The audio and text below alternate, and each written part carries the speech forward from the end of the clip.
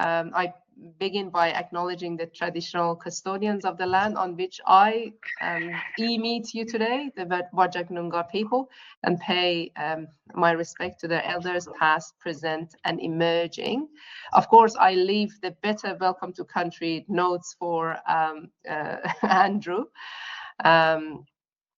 My name is Parisa Izzat-Panahi. For those ones who don't know me, I'm an associate professor in architecture, School of Design and the Built Environment at Curtin. It's a really great privilege to host this ArchiTalk today, presented by Andrew Lane. Andrew is a territory-born architect who has focused the last 30 years of his professional life on Indigenous housing and infrastructure. His work has led to life experiences in remote communities across Central Australia, East Arnhem Land, South Australia, Western Australia, and Queensland. This included 5 years living in Alice Springs, working in remote communities and outstations, and 8 years working for Arup on National Aboriginal Health Strategy program, before starting his own architecture practice, Indij Design, in 2011 with his Torres Strait Islander wife, Francoise. Although territory-born, Andrew's bloodline is through Dhanggati Nation in Central New South Wales. So Andrew's talk is basically titled, "What Community Engagement Means to Me." We are very keen to hear your keynote speech. Andrew, thank you so much again for accepting our invitation, and all over to you. All right. Thank you, Parisa, and I shall turn my camera on so you can see me in my little Queenslander house up in Cairns. So I shall turn that off again. Yeah, so my name's Andrew Lane. I'm a university graduate from the University of Queensland many moons ago.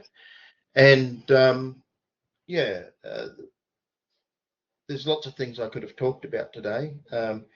But one of the ones that I like to talk about is about community engagement and what it actually means to people. Because we do a bit of government work where they, some of them value community engagement and others don't. So me personally, I've actually spent most of my working life as a project manager. And it's not quite true anymore.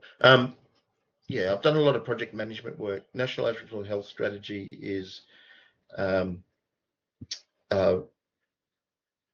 basically large infrastructure projects in remote communities across Australia. And I used to manage a number of projects through Queensland, including Mornington Island, Dhanggati, Mapoon, yeah, up into Bamaga, up in the tip of Cape York. I'm married to Torres Strait Islander woman, Francoise, and she's actually up in the islands at the moment with some family stuff going on. And she's actually a qualified interior designer. But her focus in life at the moment is she's also an artist. So yeah, so she's stepped back a bit from the business and helps me out on projects that she's interested enough in. So enough about me. I'll get into the talk. So what does community engagement mean to me? So throughout your professional career, you'll come across projects that will involve community engagement. However, this will mean different things to different people and be influenced by their cultural perspectives and world views. What is community? The dictionaries have definitions such as a group of people who reside in a specific locality, share government, and often have a common cultural and historical heritage. It can be a locality inhabited by such a group. It can be a social, religious, occupational, or other group sharing common characteristics or interests, for example, the business community. So community is a noun in the dictionary, and it is common for us to refer to the community to refer to the community all of the time. As a noun, we know it refers to something real and physical, but it often remains an abstract or non-specific thing. I find that particularly with institutional organisations, such as local government authorities, the concept of a community is institutionalised and not personalised. As noted, communities are made up of people, but I think they are often seen as a thing, a big or small amorphous blobby thing. One of our projects was an accommodation facility for people with acquired brain injuries. Our client would address the design team and give the statistics for one of their clients whilst maintaining client confidentiality. The reason for them doing that was to personalise the aims of the project and remind us that we were looking to change the lives of individuals. We were designing a facility for the community of people with acquired brain injuries, but we were also designing for the individuals who were going to be living there. What is engagement? Engagement, again, dictionaries. The action of engaging or the state of being engaged, such as engagement in diplomacy. A pledge or obligation, meaning one's engagements. A promise or agreement to be at a particular place at a particular time. Say, for example, a dinner engagement. Or it can be a hostile encounter, a battle. As with the term community, I don't think a lot of people fully understand what the concept of engagement is. Engagement for us is a two-way conversation.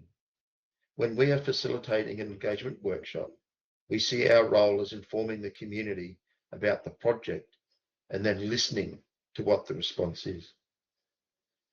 In the pitlands of South Australia, there is a term, Napiji Napiji, which means I learn from you and you learn from me. So what is the context? So what are the times that we find clients asking for community engagement?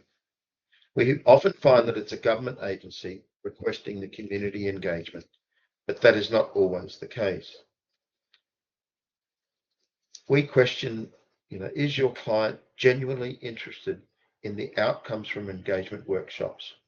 And are they prepared for the designers to be influenced by them? We also asked, in terms of context, is who are we engaging with and why? We should also be aware of what we call engagement fatigue. You can imagine in larger council jurisdictions that have a lot of projects and only one traditional owner group, that people will get tired from going from one meeting to the next. In addition, the people that attend these engagement workshops carry a cultural load on behalf of their community. So they carry a responsibility which is expected of them from the community. Are they the right people to talk with? Do they have the authority of the community to represent them and can speak on their behalf? I was doing some work with Engineers Without Borders on their First Nations Advisory Committee many years ago. And one of the reports coming out of Western Australia was that one of the EWE people had been invited up to a remote community up the West Cape of WA. When they got there, they found out that the person that had invited them did not have the authority of the community, and that what he was trying to push was not what the community wanted. So they didn't quite get run out of town, but that's the feeling that they had after they left with that. For this talk, I will focus on when clients use the term community engagement to mean engagement with a First Nations community. but the principles are the same regardless of the community you are working with. Acknowledge and advise your client that the time and knowledge of community members is valued and people should be rewarded in some way for attending. We have arranged for clients to pay organisations such as traditional owner groups for attending workshops, and we discourage the payment of individuals.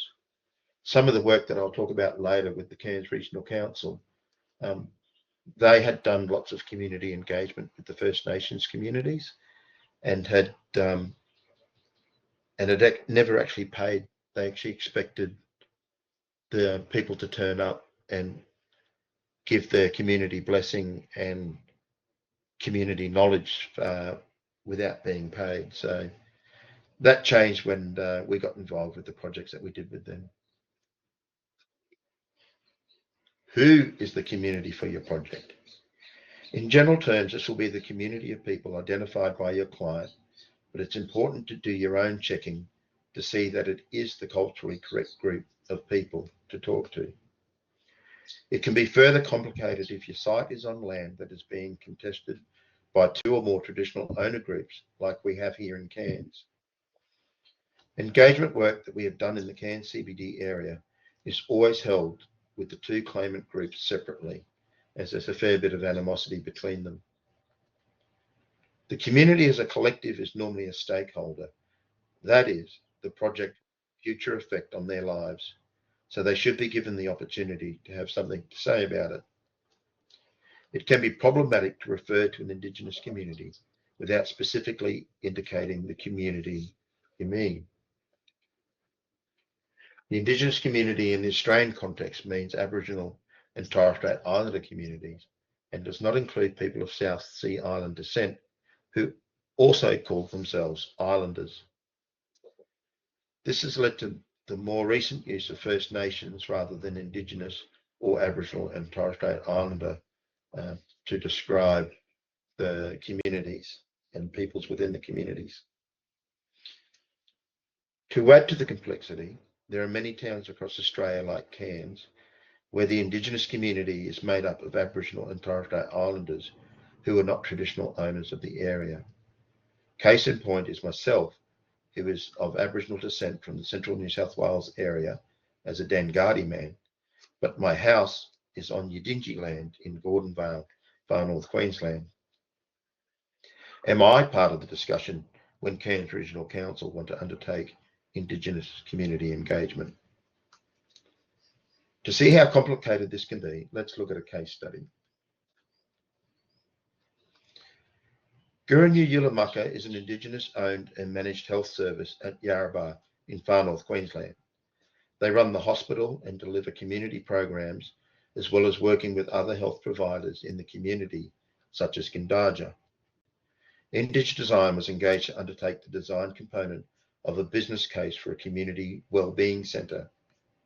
Yarrabah is a politically sensitive area with 2 distinct traditional owner groups, as well as historical people. Historical people are those that are born and raised in Yarrabah, but are not blood-related members of the Indij nation. The community engagement took 9 months to complete. Factors in the time frame included the number of groups to meet with, availability of the people to meet, cancelled and rescheduled meetings, and, most importantly, giving people time to consider what had been discussed, taking that back to the broader community and meeting again to provide feedback. So who did we consult with? For this project, the stakeholders were Dhanggati PBC, Dhanggati and Mandingalpi Yidinji PBC, Gurunyu Yulamukka, both the administration and the staff, Yarrabah Aboriginal Shire Council, Gindaja Health and Healing, the Elders Group, the Women's Group, the Men's Group, and the PCYC/Youth Group. It might sound obvious, but it's important to deal with everybody with respect. We always acknowledge that people's time and knowledge is valued. The respectful way to proceed at Yarrabah was to meet with the 2 prescribed body corporates separately before meeting with any other groups. So the two traditional owner groups, it was important that we spoke to them first before we spoke to any of the other groups. During this work, the prescribed body corporates were paid for their time. Staff were consulted during their regular work time, and community groups were, for the most part, consulted during their normal meeting times to minimise inconvenience. For example, meeting with the men's group when they had their regular meeting. We always keep in mind that the community representatives need to consider what has been discussed, take that back to the broader community, and meet again to provide feedback gathered from the broader group.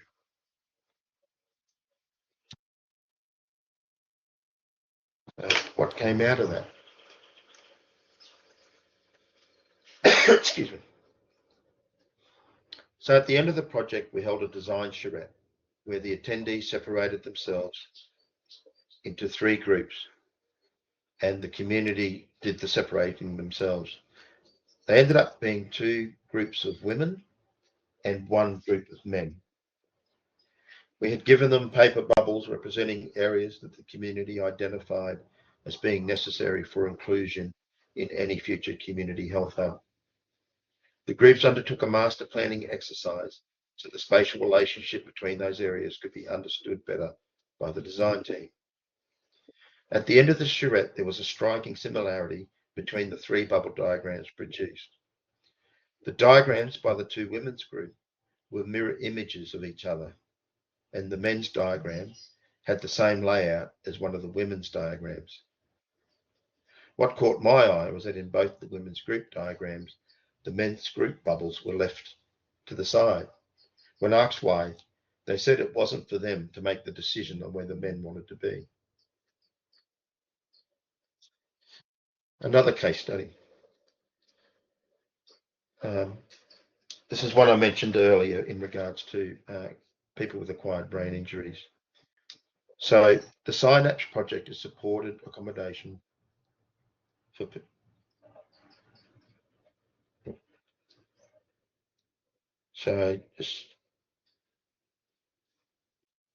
sorry about that. We've got some family stuff going up in the Straits, and I had some messages, and I just got a bit distracted. So the Synapse case study. The Synapse project has supported accommodation for people with acquired brain injuries. Whilst the facility could potentially have non-Indigenous tenants, the client felt that it was important to design a facility that made all tenants feel safe and secure. The original site proposed was located on Gimor-Yidinji land, and as such, design workshops were held with members of the traditional owner group. For a number of reasons, that site fell through, and another site became available in the heart of Cairns. This meant that the site was now on land where native title was being contested between the Gimor-Yidinji and the Irriganji. Because the design was essentially completed previously and relocated to the new site, there was a need to have a meeting with the Irriganji to explain the situation of where the project was at and how the timeframes could not be extended to include a consultation process with them. Whilst not happy, they were understanding. The relationship we had developed over the years prior probably played a part in them accepting the position that we were in. Cairns Regional Council. Most often, projects where community engagement is involved are public space projects. This means local government authorities often present opportunities. We've been involved with 2 major projects for Cairns Regional Council, being the Cairns Entertainment Precinct and the Shield Street redevelopment. In 2011, we were engaged by Cairns Regional Council to facilitate community engagement workshops for a major public project on the Cairns waterfront called the Cairns Entertainment Precinct. Our role was to facilitate workshops to inform people of the project and what could be done to make people feel safe and welcome when they visited the new facility. So these workshops were with all of the traditional owner groups that were in the Cairns Regional Council local government area. There was about 6, I think, all up. Our role was to facilitate workshops to inform people of the project, and what could be done to make people feel safe and welcome. The design was well underway, which did cause a level of distrust.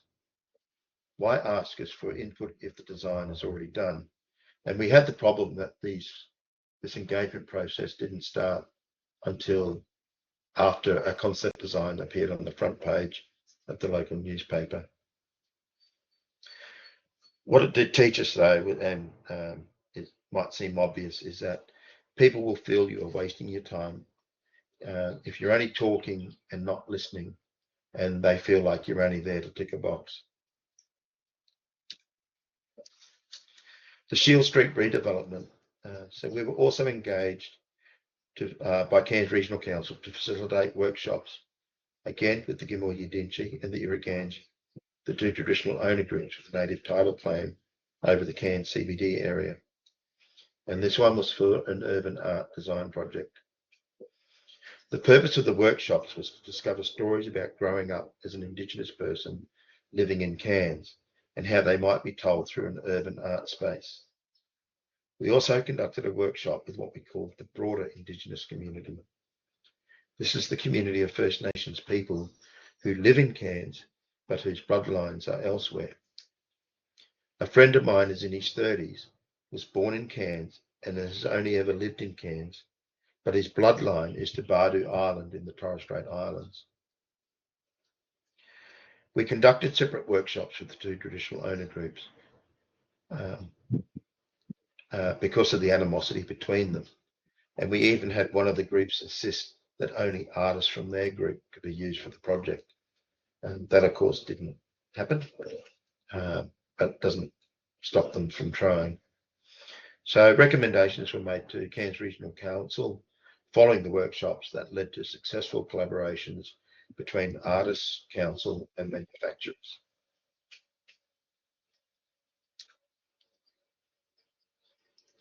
Having said all of that, it doesn't always work out despite your best intentions. There are many examples of when community engagement can be limited or not at all. Issues that can affect the consultation process are distance, availability of people, and meeting the right people. I've got a current project that we are hoping to finish off at the end of this month, and it would have been finished back in December last year, but the community that we were meeting with kept having what we call sorry business, where people in the community, significant people in the community have died, and there's basically, it's not the time to talk to people when there's sorry business or other cultural businesses going on. So one case study is Lockhart River. So with community housing, council is the stakeholder, and often they don't know who the tenant will be. This means you don't custom design a house for a tenant, and you don't get to talk to the tenant. At Lockhart River, we designed two houses, one of which required full disability access. So we were, in a rare moment, designing a community house for an individual. However, the input for the design was not from the individual. The people that did give their design input included the Lockhart River Council, not only because they were the owner, but that their building team was going to be doing the construction. The other people were Queensland Government Housing and a government occupational therapist who had been working with the tenant and knew their needs. So this included an expectation that within 5 years of moving in, the tenant would likely be in a wheelchair. So they wanted stairs at the front to make it look like, inverted commas, a normal house, but we actually installed disability ramps at the rear of the house, so that as the tenant becomes less mobile, he can still use his house. Okay, Mornington Island. Mornington Island is in the middle of the Gulf of Carpentaria, and it's a 3-hour charter flight from Cairns. So in 2013, we did a number of projects on Mornington Island in the Gulf of Carpentaria. One of those was to upgrade the youth centre and a new media building with internet computers and recording studio. We organised with the youth coordinator to meet with users of the centre, being the youth group.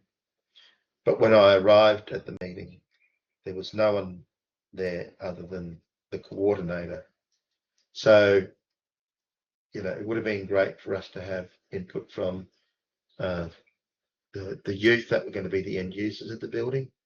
But sometimes they just weren't ready to talk.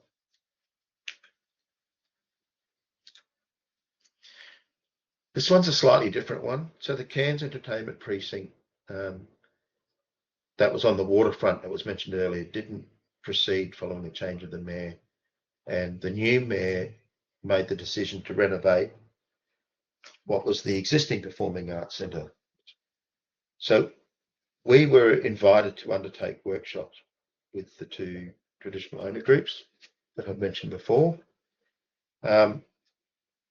And we put forward a proposal that had a number of requirements, including paying the traditional owners for their time and commitment from the architects. And a commitment from the architects that the outcomes of the workshops would be embedded into the design. In other words, we wanted a commitment from the design team that if there were suggestions that were good suggestions from the community, that they would be included in the design. So we're basically saying you need to be prepared to have your design change based on the feedback from the community.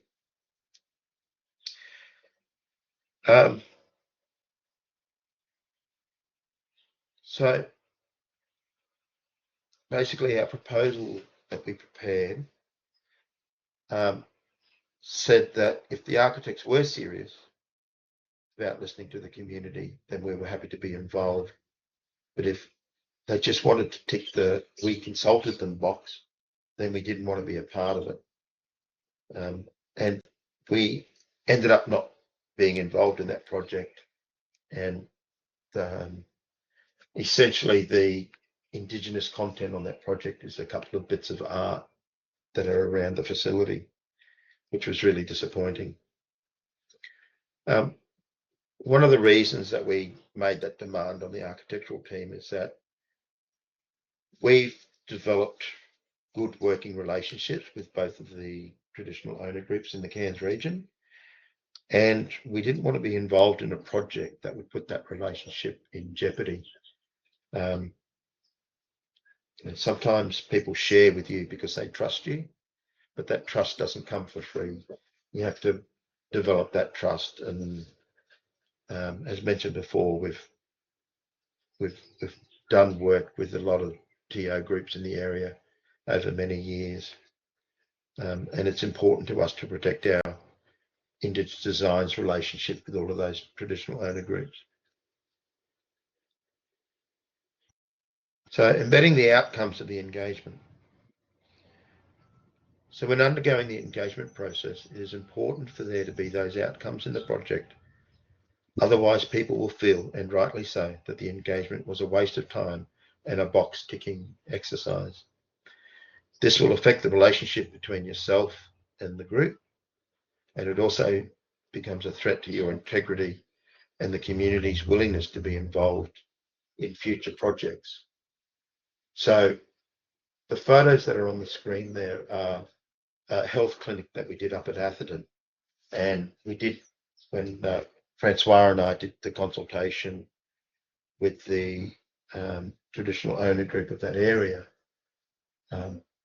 We explained some of the other ideas that we had. So like the floor was about representing creeks, freshwater creeks flowing up in the tablelands, Atherton tablelands. But then the acoustic paneling above the reception desk there has the olive-back sunbird, and the olive-back sunbird is endemic to this region and was actually one of the totems of the TO group that we worked with. So so the olive-back sunbird got worked into the design. And then if you can see on the right-hand side, there's a vinyl sticker on the door. And then also in the reception photo, there's a vinyl sticker on the wall. So rather than having the words men's and women's toilets, one of the things that came out of the engagement process were these old historical photos of, uncles and aunties and grandfathers and grandmothers from back in the 20s and 30s. And one of the things they allowed us to do was to use silhouettes from the photos, and then use that to represent the male figure for the male toilets. And there's one for the female toilets, which is not in that shot. And then we also found out that it was common for the men to actually carry the children around when they went travelling. So the baby change table, the baby change room, sorry, actually has the silhouette. And again, this is from a photograph that we had access to do that as the symbol for the baby change. Now, we thought a lot of people might not get the reference, so we did add the words baby change there just to give a bit of clarity. So, all right, we're starting to get there into the summary. So the summary is that we believe the keys to good community engagement are: identify your community and who are the people that have the authority of that community to represent them. Acknowledge that the people's time and knowledge has value. Only undertake engagement if it is meaningful to the community as well as to the client. Don't do it just as a tick and flick exercise. And treat all people and opinions with respect, and understand that they don't actually have to be there. You can't force people to go to an engagement session and share their lives with you, because a lot of the stuff that we talk about can be quite personal for a lot of people. So you have to create safe environments for them to be able to share.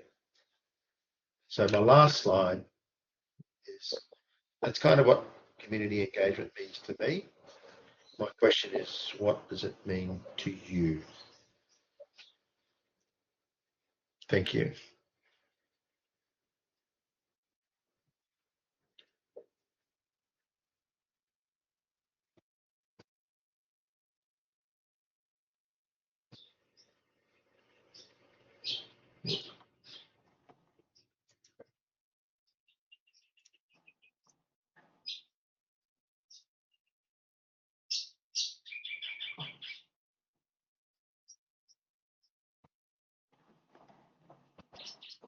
Andrew, sorry, I lost you for a second or a minute. Have you concluded? Can we proceed with the questions? I did conclude, yes. That's the last slide on the screen. Okay, fantastic. Thank you. Sorry, I had some tech issues. Yeah, I thought I had a tech issue on my side too. No problem. Thank you so much. That was very interesting. Thanks for sharing your insight with us, and also all the amazing projects, the community engagements you've had. Very inspiring. I would like to open that to all of our participants. If they have any questions, you can maybe turn on your mic or type your questions in the chat box, and I can read that for Andrew. Yeah, there is a hand raised somewhere. Justin? Sorry, Justin? Yes, please.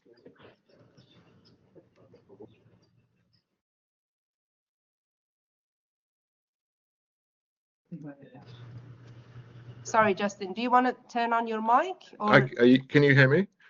Yes, yes. Sorry, Andrew, thank you very much. That was a really interesting talk. I really enjoyed it. And something I wanted to ask you was, when you were talking about the I learn from you and you learn from me, the implied reciprocity in that process. Yeah. something I found very difficult to understand when I first arrived in Australia about 9 or 10 years ago. And I come from a background of social housing, predominantly urban regeneration led by social housing projects, where we would spend 6 months, 12 months more with the community. And we were very aware of that idea of engagement or consultant fatigue, of promises being made and hopes being raised just to be sort of dashed by a client who wouldn't buy into that process. And the working with a client, we found really critical to actually work with clients who would actually commit to change, and rather than treating it as a risk, treat it as an opportunity.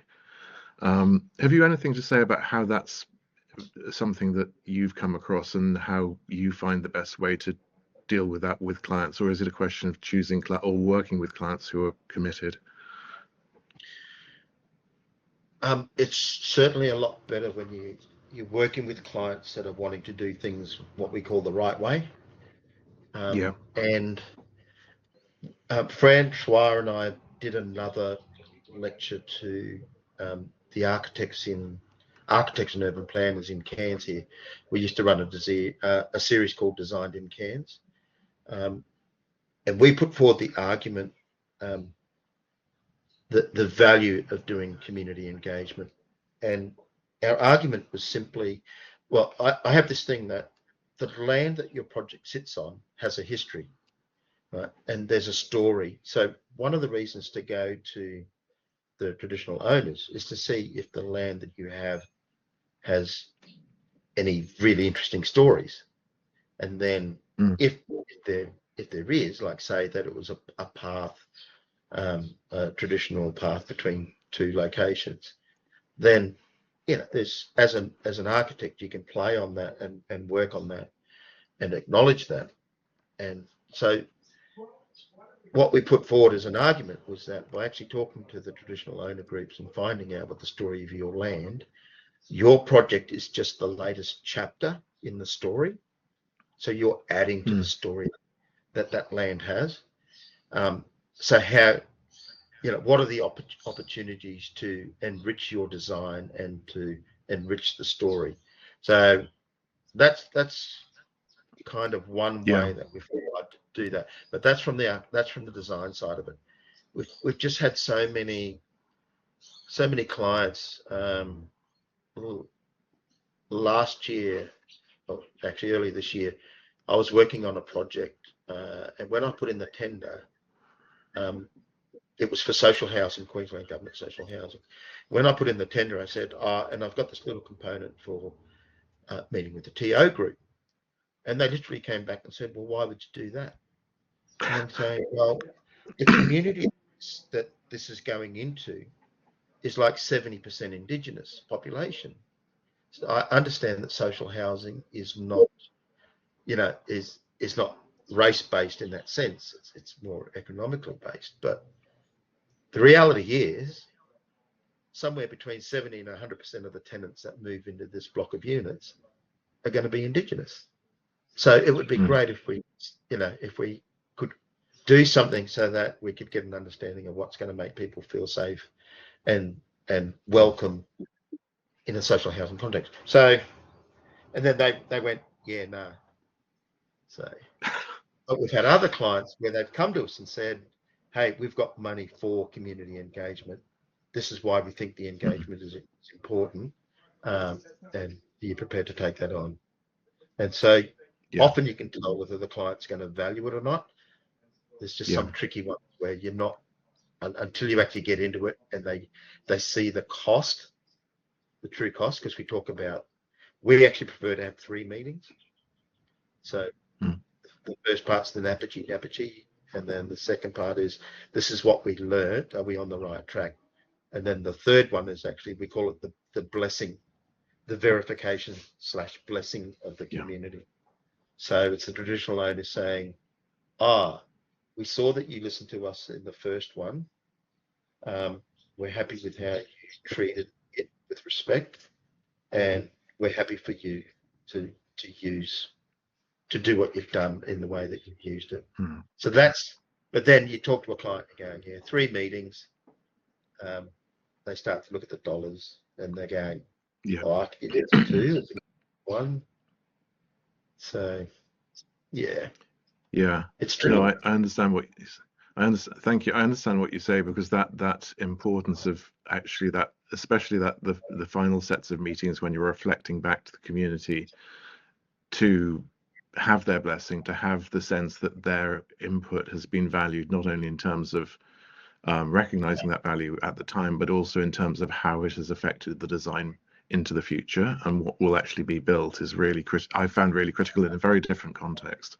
But and what you say about narratives and the history of the site, the communities that have grown up there, and who may be being, to use that horrible phrase, decanted during the process, I found a really, really important process to negotiate. So yeah, thank you. Yeah. Thank you so much. Sorry, you go, Andrew. No, I was about to say, there was just reflecting on that job which turned up on the front page of the newspapers, and then we were asked to go out and talk to all the TO groups in the Cairns region. The very first thing I said at all of those meetings was basically acknowledging that it had been on the front page of the newspaper.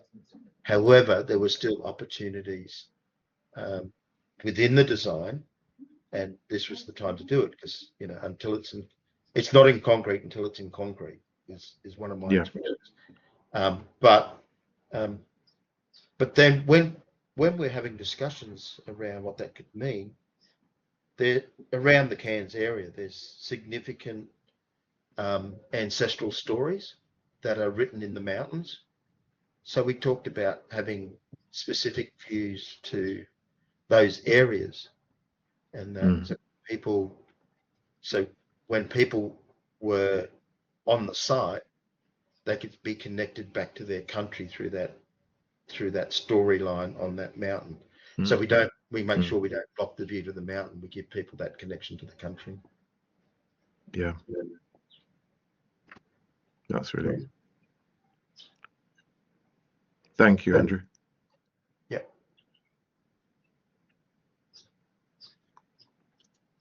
How do I see the chat box? Thank you, Andrew. I think Douglas and Catherine has questions. If I'm not mistaken, Professor Douglas MacLeod is joining us from Canada. Douglas, would you like to turn on your mic? Yes, thank you very much. I've got all sorts of bright lights behind me, but I am dialing in from Canada, and Andrew, I just wanted to say I really appreciated the talk that you just gave, and a lot of what you say actually resonates with the Canadian situation as well. And my question was really whether you would mind if I connected you with some of the researchers at our university who are working in this area as well. I'm happy for that to happen. Thank you. I need a reason to go to Canada. I can share Andrew's email and perhaps contact detail with Douglas. Will do. Oh, that would be great. Thank you, Parisa. I really appreciate that. No worries. And I have a very visible footprint on the internet. Okay. Thank you. Thank you, Catherine.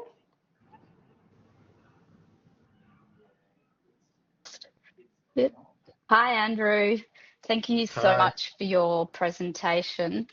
I was just wondering if you could comment on the trajectory of community engagement, possibly, in the last 20 years since your time at CAT, and whether or not you are seeing a kind of more of a commitment to it, or if you're seeing it kind of fall by the wayside. Yeah, it's getting a bit more complicated at the moment, which I'll go into. But going way back, even before my time at CAT, I was at Aboriginal Housing with the Queensland government, and in the 90s, there was this move for, unfortunately it became a bit of jargon, but it was self-empowerment, self-determination, actually was more the expression. So self-determination and blah, blah, blah. And then that kind of slid into the housing thing. And then, but it never really happened. I'm not quite sure what self-determination was meant to be about. It was about people having a voice about the housing and infrastructure that they lived in and the communities that they lived in. But one of the things that I learnt at CAT, and Bruce Walker, who's the CEO who started CAT, he just said to me, he goes, how can you call it engagement or negotiation when one party has all of the cards and the other party has nothing? So the government goes into a community and says, we'll give you 5 houses, and then, it's the community on the other side. They've got no power to go back and really go. This is 25 years ago. They don't really have the power to go back to the government and say, well, no, what we want is 10, or what we want is 4 better ones, so 4 more expensive ones that are a little bit bigger to cater for larger families and blah, blah, blah. So, yeah, that going back, I don't think community engagement was a thing at all, even though there was this mood for self-determination. We do certainly the last 10, 15 years. It's been on the growth, and it's becoming more and more acceptable. Like I said, Cairns Regional Council didn't pay for community engagement until we got involved on that Performing Arts Centre project. Until then, they'd never paid any community members for their time. And then I think what's becoming a bit more complicated now is that when we see design, when we see tenders coming out, seems to always be a community engagement component, and now they're starting to move into requesting designing for country advisors, which in a way is kind of moving towards the community, and that's a community engagement role as well.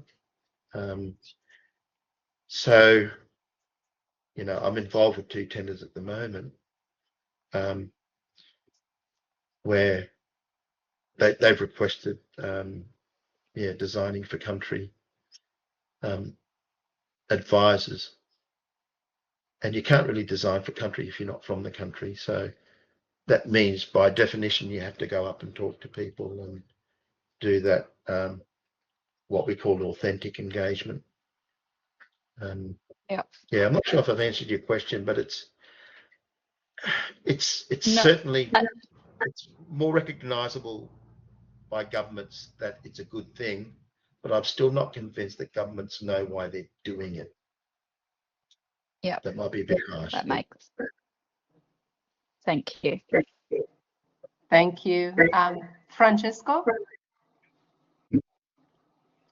Thanks. Thanks, Parisa. Andrew, thank you very much for sharing your experience with us today. Really great. I had the pleasure to meet you last year, and I'm impressed by the work that you do. So I'm very glad to have the chance to see more in detail the work. Thank you for joining. Yeah. And Andrew, my question is actually connected perhaps to the last sentence you said. In terms of engagement, is there, and I'm assuming that is quite a difficult answer there, but is there any opportunity to continue the engagement once the project, say the material project is materialized, has been constructed, has been built? I understand that it's a matter of resources, but is there any value in pursuing that in some form? perhaps this might help many other people to fully understand the meaning of these operations. So if you have experienced, any post project, post completion experience where you could continue the engagement with the community. You all. Not so much in relation to the project, but we're very keen to maintain relationships. Yeah. Down the track. And I might. I had a train of thought there. Yeah, I had another train of thought, and the train's just gone off the rails, I'm afraid. Yeah, what was the first part of your question again? It'll trigger me again. Well, in terms of gaining awareness of the meaning and the impact that the work that you do with the communities, you and many others, has, continuing the relationship. Yes. How important is that? Yeah. No, it is important, and like I said, relationship is everything. And just in relation to First Nations involvement in the design process, I'm also involved in the First Nations Advisory Committee on the Institute of Architects, which is it's a national committee. So one of the things we're working on at the moment is looking towards a guidance document that shows the value of not just engaging with the First Nations TO group at the beginning of the project, but actually having them involved across the whole of the project, so that there's so you win the design job, you go do your community engagement, and there'll be others, right? Other stuff going on there, but then you don't walk away from the First Nations community. Yeah, you then keep them involved. There's people trying to run projects at the moment like that, so it'll be good to see how they go. And how to keep costs down so that it's an attractive thing for your clients. Because if you turn around and say, well, we want First Nations involvement across the whole of the project, so that they're doing, say it's a 8-month construction process, that they might go, do 2 or 3 site visits just to see how things are going and to see whether their ideas are being carried through, and then post construction as well, them being involved in some manner. So we're still working on that, because that becomes quite a complex bunch of ideas, and again, there's got to be value in it for people, value for the TO group, and then value for the clients and the end users. So yeah, thanks. Thank you very much. Thank you, Andrew. I think we can take the very last question. Mary Carver, would you like to turn on your mic, Mary?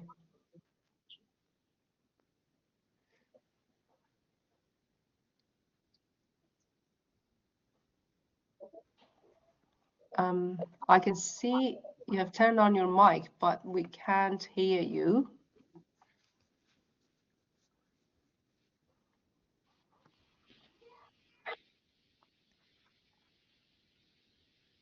Mary, would you like to type?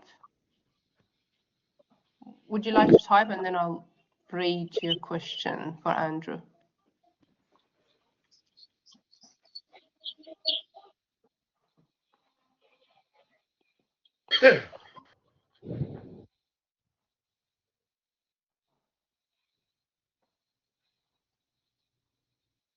Sorry, we can't hear you. So while Mary is typing, Andrew, I also have just one quick question. Oh, Mary, are you back? Hello?